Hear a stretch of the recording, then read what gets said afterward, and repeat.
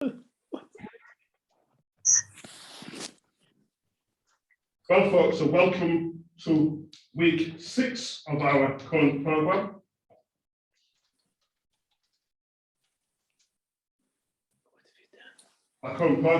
And this week our speaker is Professor Esther McIntosh. And so pleased to have Esther with us, who has travelled all the way from the north and has been delayed by, well, basically it's inclement weather, let's just be honest with you, you know. I mean, like the burgers of the weather.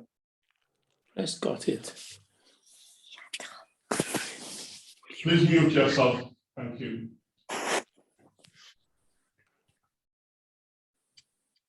I'm going to give Esther this very effusive introduction, which is probably glad that I literally just lost the page on my phone. So it's just disappeared. But I know that she's the Professor of Feminist Theology and Ethics at York Central University and is an associate something in charge of something. One of our leading feminist theologians in Britain, and I have served at Polygo work for a number of years. And we're really pleased to have an eminent British feminist theologian.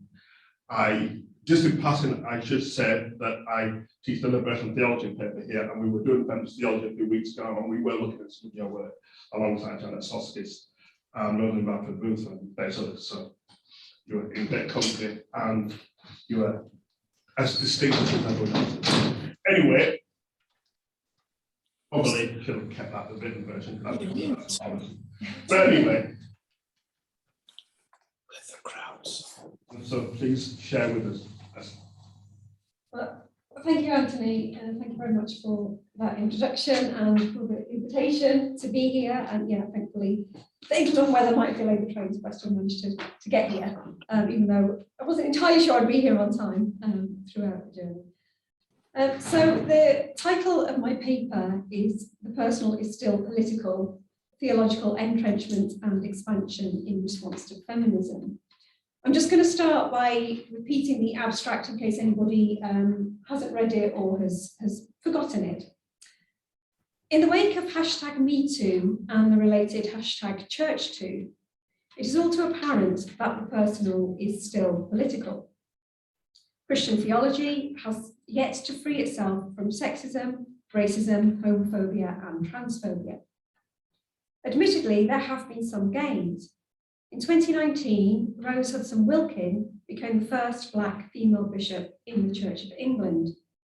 And yet, the continued use of provincial episcopal visitors, also known as flying bishops, to appease those who oppose the ordination of women is a barrier to gender equality. Similarly, while the 2020 toppling of the Edward Colston statue in Bristol marked a significant milestone in turning the tide on the celebration of a slave trader as, and this is what was written on the plaque of that statue, one of the most virtuous and wise sons of their city. Rhodes did not fall in Oxford. Moreover, Archbishop Justin Welby proposed forgiving the trespasses of people immortalised in the form of statues rather than tearing them down, thereby weakening his attempts at solidarity with the Black Lives Matter movement. Mainstream, otherwise known as mainstream theology, has been written by and for white men. It is imbued with heteropatriarchy. On the contrary, decades of alternative theologies provide opportunities for the expansion of the field. In this paper, I take theodicies to be one example of the ahistorical reasoning that is entrenched in systematic and philosophical theology. And I argue that suffering is understood differently when considered from the lived experience of the subjugated rather than the dominant class. Furthermore, I conclude that contemporary analytic theology, by willfully and deliberately ignoring or dismissing feminist and womanist theologies, continues to construct theology from the perspective of the privileged, thereby perpetuating a moral evil. Okay, so onto the paper proper. Philosophical and theological approaches to suffering and the problem of evil in the global north are primarily constructed along analytic and systematic lines. Indeed, the analytic and systematic nature of academic responses to suffering and the problem of evil are prized as the serious and complex work of philosophical theologians and philosophers of religion. Since such approaches are concerned with claims regarding the existence of a Christian God, held to be omnipotent, omnipresent, omnibenevolent, and the existence of evil.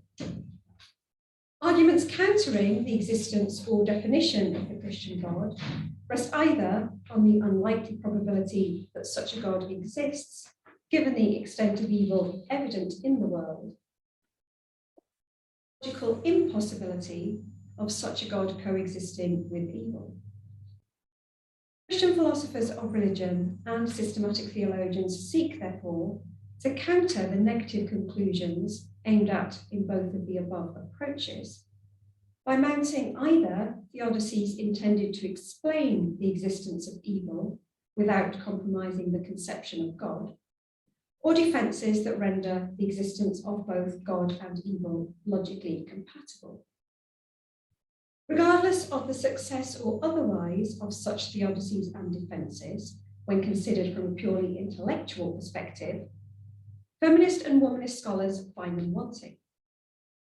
An argument may be intellectually coherent or follow a logical pattern without necessarily being useful or adequate when considered from an alternative perspective.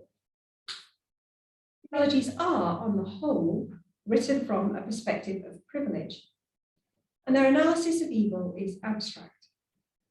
These are serious limitations when considered from the perspectives of the marginalised. Certainly, both hypothetical and real-life cases of pain and suffering are drawn upon in theodicies, from Bambi dying in the forest to the most extreme and horrific suffering meted out by dictators and torturers in situations of genocide and war. Actually, then, evil has a broad remit, encompassing all harms, including premature death caused to sentient beings, whether these occur as a result of so-called natural evil, earthquakes, volcanoes, tsunamis, debilitating or terminal illness, or whether the cause is another human being whose acts are referred to as moral evil. Consequently, both pain and suffering are equated with evil, with the former referring to a physical state and the latter often referring to a mental state, such as despair. Contrastingly, good indicates the opposite of evil for sentient beings, flourishing, improvement, and so on. Attempts to reconcile the existence of evil with the existence of God assert that divine goodness, a concept that transcends human goodness and is ultimately beyond human understanding, is certain and at some future point will defeat evil.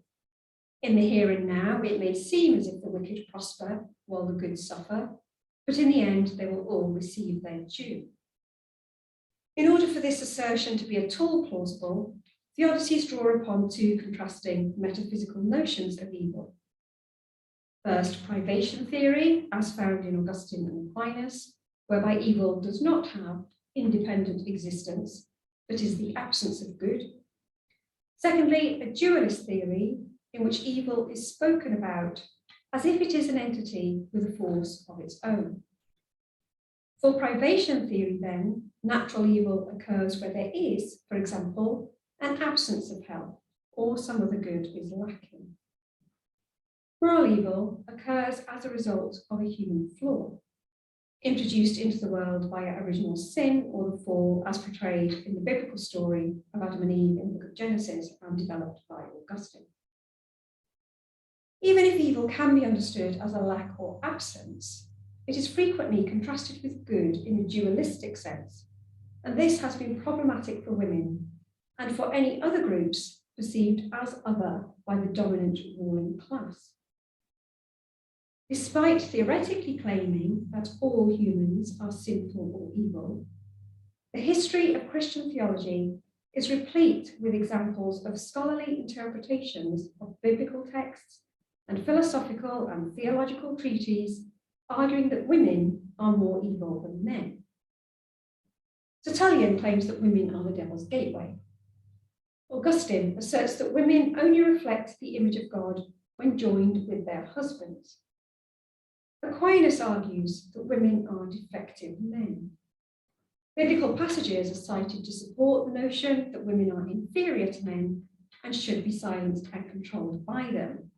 For instance, Genesis 3:16, Proverbs 31, 1 Corinthians 11 verse 3, Ephesians 5:22, 1 Timothy 2 verse 12, and so on and so on. By failing to grapple with the dualism's underlying conceptions of good and evil, and moreover, the extent to which these dualisms have been employed by those in positions of power, much of contemporary philosophical and theological thought on suffering and the problem of evil continues to, notwithstanding claims to the contrary. The academy and the church, along with the wider culture, is patriarchal. The dominance of white male privilege is built upon racist, sexist, classist, cisgendered, heteronormative, and able-bodied theories that make universalizing claims while destroying the lives of those labeled as other, including humans, non-human animals, and the environment. In the rest of this paper, drawing on the work of feminist and womanist scholars, I will argue, as mentioned in the abstract, that suffering and the problem of evil must be understood differently when considered from the perspective of the subjugated rather than the dominant class. And further, that contemporary analytic theology, by willfully and deliberately ignoring or dismissing feminist and womanist theologies, continues to construct theology from the perspective of the dominant class, thereby perpetuating a moral evil. As defined above, theodicies and defences related to suffering and the problem of evil in the abstract, despite drawing on real examples. That is, the arguments move from the real example to the question of God's goodness and explanations as to how a good God permits evil. But in so doing, they fail to grapple with the systemic evil of patriarchy. Patriarchy, as a system in which men, usually white, middle-class, cis-het men, hold a disproportionate amount of power, sustains inequalities and injustices that result in manifold suffering. Theodicies fail to challenge theologies that legitimize those inequalities, from sexism and homophobia to classism, racism, colonialism, and the destruction of the environment. During the last 2 years, we have witnessed the global pandemic caused by a coronavirus pose a greater threat to the lives of the global majority and those living in the global south than to those in the global north. We have seen racialized police violence lead to the death of George Floyd and renewed Black Lives Matter protests, while the then President of the United States, Donald Trump, courted white supremacists and evangelicals. In the UK, we witnessed the differential police and media coverage of the murders, or femicide, of Bieber Henry, Nicole Smallman, and Sarah Everard, as well as the independent inquiry into child sexual abuse in religious organisations. Around the world, resistance and backlash are evident as hate crime and homophobic attacks rise, while trans rights and access to abortion are restricted. Of these evils amongst theological and church circles lacks teeth if the underlying systems of power and their theological justification remains intact. Yet, as we have noted above, the inequality between men and women is commonly found in the works of the Church Fathers. This inequality is bound up with a series of dualisms that pervade Christian theology. In her analysis of the book of Proverbs, Pamela Milne explores the image of a good woman as woman wisdom, alongside the image of a bad woman depicted as strange woman. She finds that the description of these two types of women are significant for their impact upon men. Good women are valuable wives, more precious than rubies, it's Proverbs 31:10, enriching their husbands' lives, whereas by contrast, bad women are of no such value. They seduce men and destroy their lives, that's Proverbs 5:3-5. Significantly, however, Proverbs makes it clear that the two types of women are not easily distinguishable by their words. Hence, what is a duality in the abstract becomes one in experience. In consequence, therefore, Proverbs can be read as a warning against all women, the trope of the femme fatale in popular culture. Thus, in Milne's words, it is hardly surprising that men would be fearful and distrustful of women as women.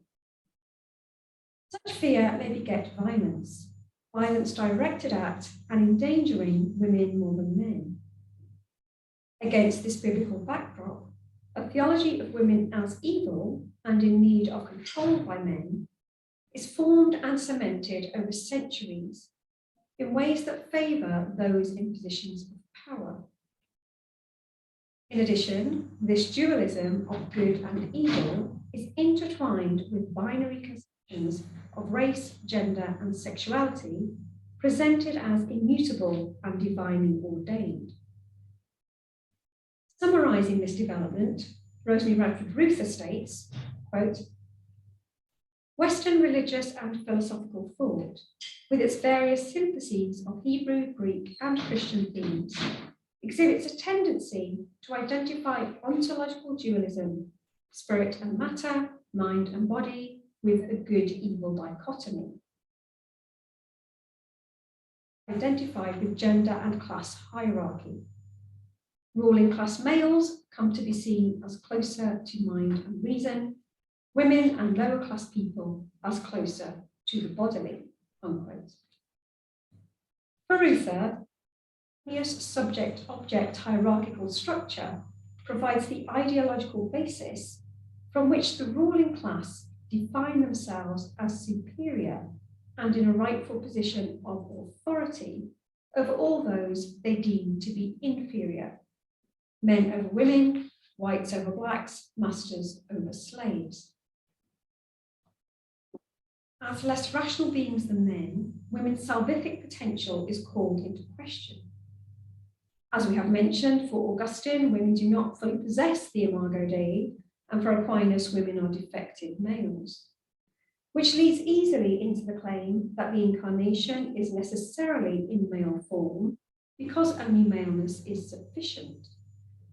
Consequently, the foundation from which to build an exclusively male priesthood is established, and women, in Roman Catholicism at least, are.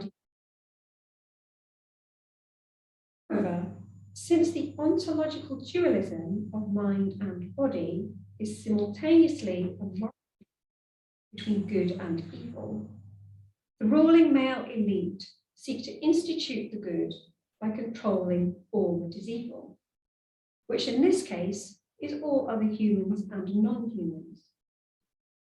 Drawing on the biblical story of Adam and Eve, Eve is singled out as the bringer of evil and the usurper of male control, providing the grounds from which to demonize all women and enforce their resubmission.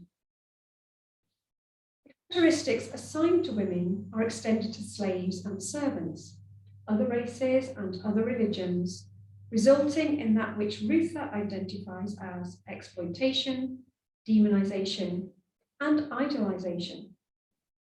On the one hand, the perception of others as less rational is warrant for their exploitation. On the other hand, embedded in forceful subjugation is a fear of being overthrown that leads to demonization in an effort to suppress the threat of the other even further. Women are burned or drowned as witches, and slaves are hanged as rapists. Somewhat ironically, idealized versions of good women and slaves exist alongside their exploitation and demonization. Virgins are idealized for their sexual innocence, and dutiful slaves are idealized for their servile demeanor. In response, Ruther argues for two kinds of revolution. First, equality for human beings requires that relations of domination and subordination are eradicated. Social, political, and economic power needs to be shared equitably. Secondly, she avoids characterizing the oppressor as evil or idealizing the oppressed as good, instead recognizing the capacity for good and evil, whilst fundamentally paying attention to the radically different positions of power and privilege that have been held by some and not by others. In other words, simply rethinking the dualisms of mind, body, good, evil, and their ideological connections with race and gender will not be sufficient to achieve equality if the power structures that accompany them are not dismantled. Responding to Ruther, Ian Torrance admits that dualist ideologies in Christian theology have resulted in hierarchies, and he acknowledges that fear begets violence. Nevertheless, he argues in favour of maintaining the subject-object dualism and suggests that, rather than justifying human goodness, we place our hope in eschatology. It is staggering that Torrance makes no mention of the fact that subject-object dualism is intertwined with demarcation along the lines of race and gender, or that Ruther is critiquing the equation of ruling class men as rational and good, and everyone else as irrational and evil. Torrance's invoking of eschatology does nothing to challenge systemic injustices or to rebalance power relations that have made it possible for some to be oppressors. Hence, sidesteps the crux of Ruther's argument, reverting to a level of abstraction that avoids engaging with the substance of her analysis. The suffering of the oppressed, legitimized by theology. By contrast, Kathleen Sands calls the narrative of the fall a theology of victim blaming. She contends that while the theory of original sin is intended to apply to all human beings, the notion of inborn flaw will be absorbed most deeply by the oppressed.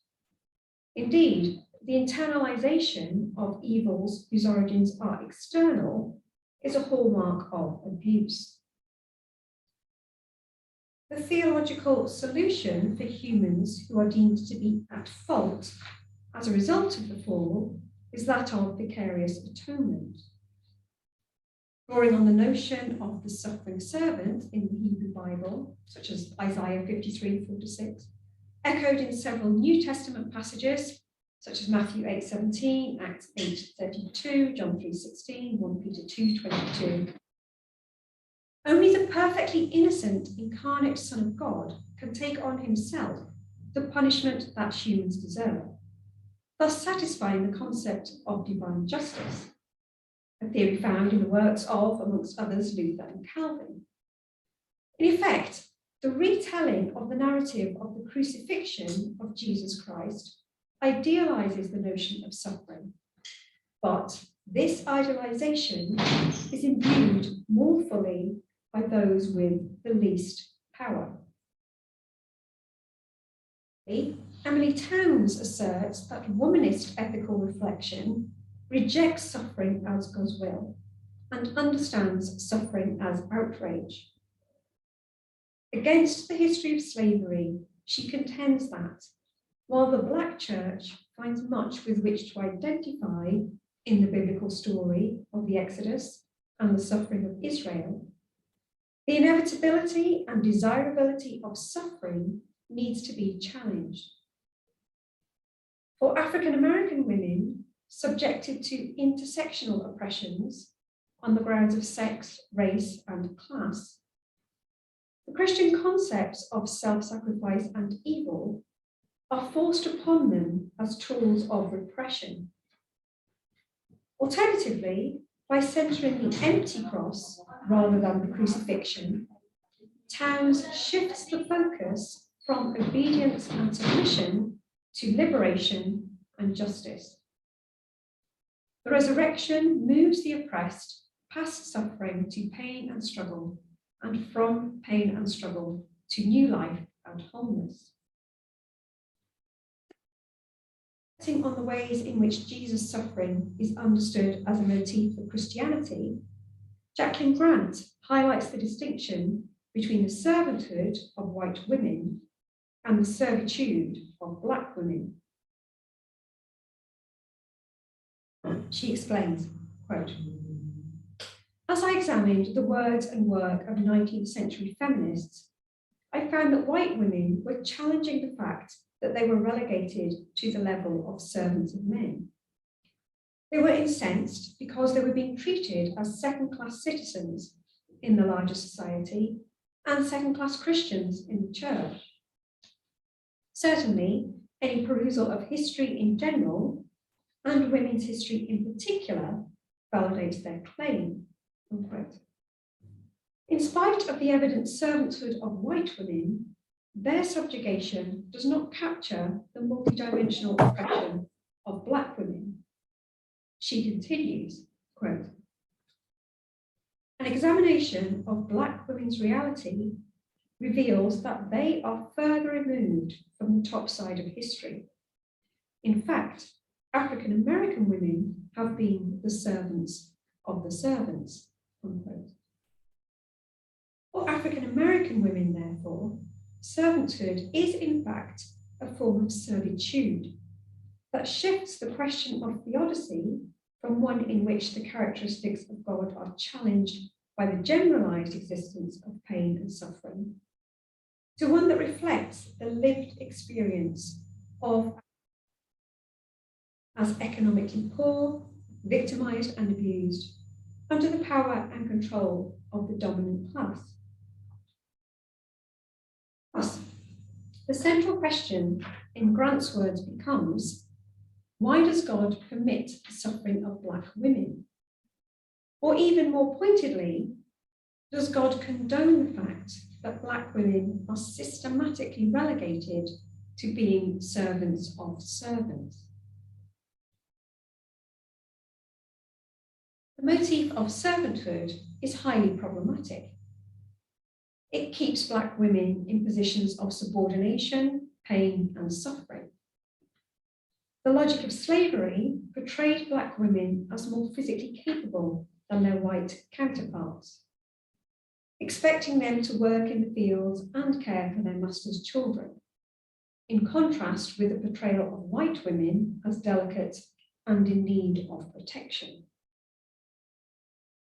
Understanding of black women as women is undermined by the priority given to a definition of white femininity that excludes black women and prevents solidarity amongst women. Also dominated by the white women who employ and exploit them as maids. Feminist theologies claim to start from the experience of women. But, Grant asks, is it the experience of the daughters of slaveholders, the experience of the daughters of slaves? The spiritualized theology of servanthood has radically different connotations for white and black women, but it is empowering for neither. Barriers to liberation from misogynoir are multiplied by the complicity of white women in racism and black men in sexism, have sought their own liberation at the expense of black women, aligning themselves with white male power and the privilege afforded to their racialized group. Additionally, as Francis Wood remarks, absent from the Black Church is any substantive discussion of gender justice as it pertains to women. She observes that African American women, even within the Christian community, are disregarded as permissible victims. That churches have absorbed a sexist hierarchy of male leadership from white Christianity that is enmeshed with a romanticization of suffering that prevents Black women from obtaining equality. Furthermore, women who speak out against domestic violence in Black households risk accusations of maligning African American manhood. Of racism and sexism that perpetuate moral evil, the pain and suffering of Black women, will never be eradicated if the theologies we espouse sustain the patriarchal status quo, under the pretense that mainstream theology consists of non-negotiable truths. Indeed, the narratives of freed, previously enslaved people reveal that slavery itself was understood as evil. The Christian theology that developed amongst African Americans is far from identical with the version handed down by white slave owners. On the contrary, enslaved people, Dolores Williams discovers, resist accepting that the ordering of society in which they are controlled and degraded by slave owners is natural or divinely ordained. Nor do they accept that Black people are inherently more sinful than white ones. Certain patterns of human relations that yield cruelty and enslavement are thought to be sinful and evil. Williams, drawing on the biblical notion of defilement as a punishable sin, see for example Matthew 15, 17 to 20, relates the abuse of Black women's body, exclusion from notions of womanhood as promulgated by white supremacists, to a devaluation of their worth that is coterminous with social sin.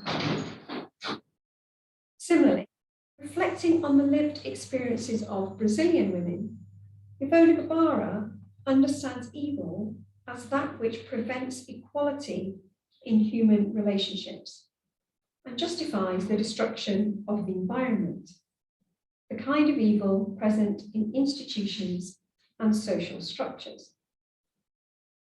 In common with the feminist and womanist scholars we have encountered so far, she finds that theological debate concerning the nature of evil has always given preference to evil as men perceive it, with no reference to the evil actually borne by women. Evil as women know it, she argues, has been reduced to silence. Theology presents the experiences of men in positions of power as if they are universal human experiences.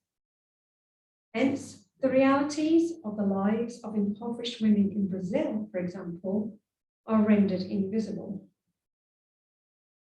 Women who lack public power and status are subjected to intersectional oppressions that lead to desperation in the search for food and clean water, and a lack of choice and bodily autonomy in sex work.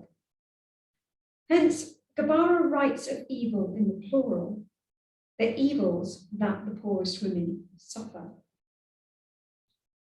Considered in light of the structures present in the lives of women who are kept in positions of subordination, she opposes the promotion of sacrifice as the means by which to escape evil.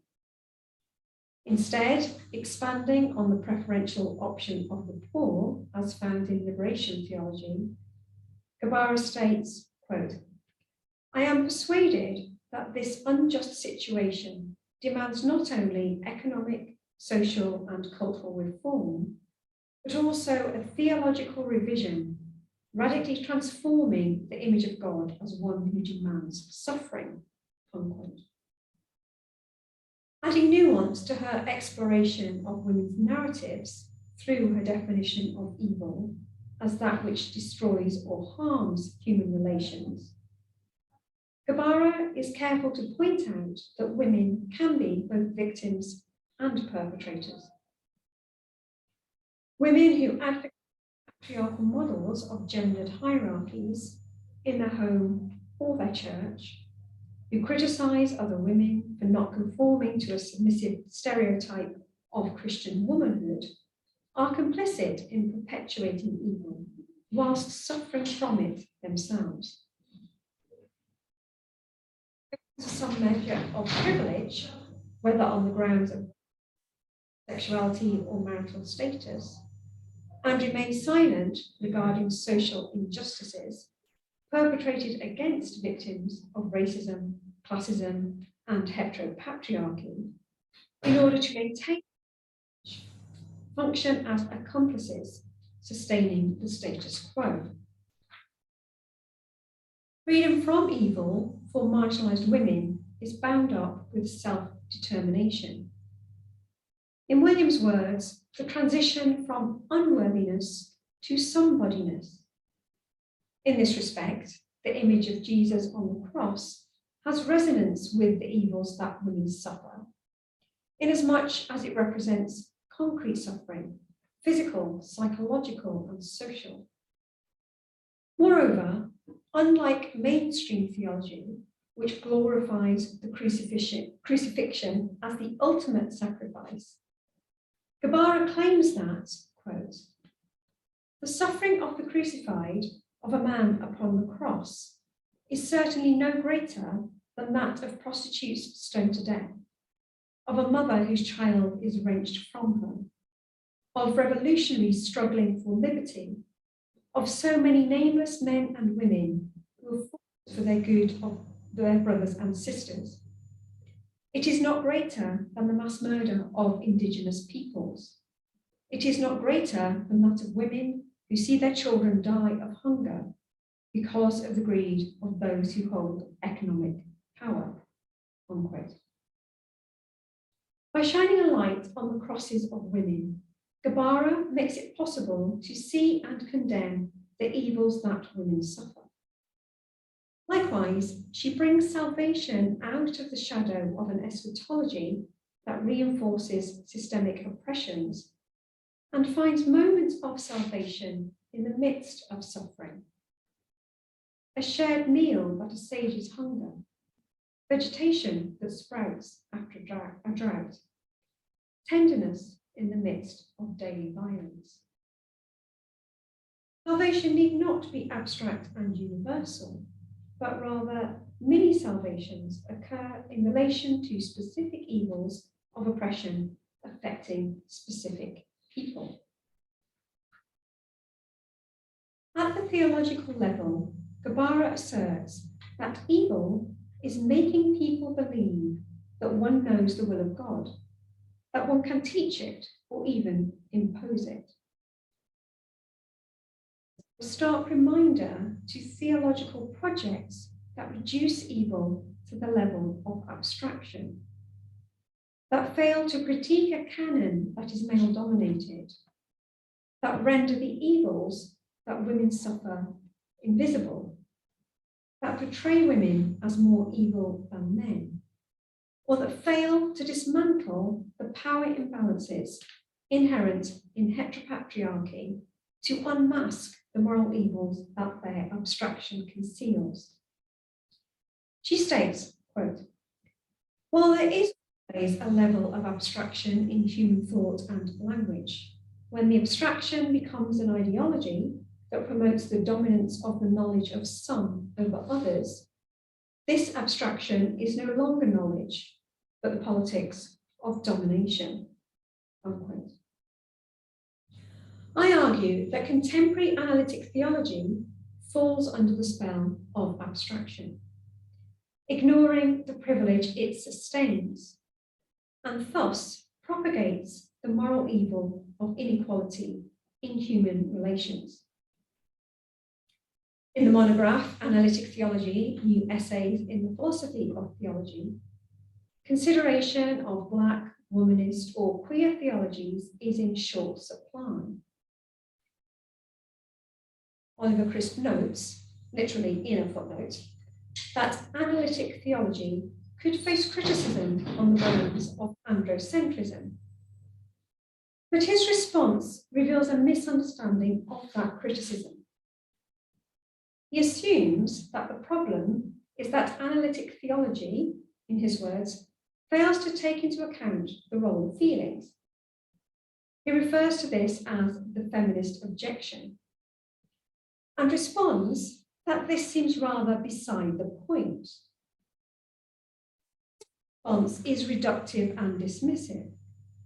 It suggests a lack of serious engagement with feminist scholarship, as if such engagement is unnecessary, because any claims to the contrary can be easily. In essence, this dismissal serves to prove the point of the feminist objection. It is only from the position of privilege that the concerns of those less privileged seem insignificant and unworthy of time and attention. Crisp continues, quote, "What is at issue is whether an analytic method can get at the gender of those in quest of it is irrelevant," unquote. Thus, by conflating feminism with the role of female and the gender of the theologian, Crisp completely disregards the systemic injustices and power relations that underlie the feminist critique. In this way, analytic theology evades querying the limited range in which it is constructed and discounts the fact that claims of truth are based on limited and partial perspectives. Analytic theology is founded upon the scholarship of racist and sexist historical figures: Anselm, Augustine, Aquinas, Kant, Jonathan Edwards, to name a few, as if their God talk is entirely separable from their views on gender, race, class, and so on. Yet, as Jacqueline Grant reminds us, the language that we use to talk about God, more often than not, says more about the speaker than God. Analysis is not value neutral, and theological status is not meritocratic. It's high time theologians stopped pretending that it is. Randall Rouser's contribution to the edited collection promises a more substantial conversation with feminist scholarship, but it is a damning one. In combative style, he compares Sally McFaig's approach with that of a deceptive used car salesperson, assessing her metaphor of God as mother, lover, and friend to be no more than intentional bullshit. At best, this is a deliberate attempt to be controversial. At worst, it is an arrogant appraisal that eludes the damaging effects of male God language that McFaig is seeking to address. The methods and arguments that are listened to and respected, the voices and lives that are deemed worthy of consideration, have been defined by predominantly white male academia, as if the truth is impervious to the lives of actual people. If analytic theology reproduces injustice, structural evil, for the marginalized and the oppressed, its only value is that of maintaining the status quo. It is of no use to those who exist outside of its privileged circles. This criticism is not resolved by changing the pronouns of hypothetical examples in written scholarship. So this is the sort of thing you see all the time when someone says the theologian she or the philosopher she and thinks they've answered the feminist criticism. Only ivory tower theology, separated from the facts and practical realities of the lived experiences of the less privileged, would think this was sufficient. A democratic theology that no longer replicates the moral evils of social, economic, and political inequalities, Kathleen Sands contends, will explicate how power over norms is exerted and contested, how norms change in time and space, how normative decision makers are challenged or displaced. To properly address the problem of evil or evils, those with privilege are required to step aside to cede space and authority and to centre the voices of the marginalised.